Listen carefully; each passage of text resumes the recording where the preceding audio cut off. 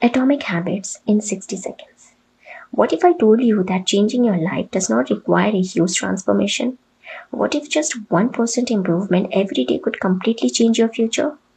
That's the main idea behind Atomic Habit by James Clear. The book explains that success is not built through one big decision, it's built through small habits repeated consistently over time. One of the biggest lessons is this: don't focus on goals, focus on systems. Instead of saying, I want to lose weight, build a habit of exercising for just 20 minutes every day. Small actions, repeated daily, create lasting results. Another powerful lesson is to change your identity. Don't say, I want to read more. Say, I'm a reader. Every habit is a vote for the person you want to become. So, start small, stay consistent because tiny habits today can create extraordinary results tomorrow. Follow for more book summaries under 1 minute.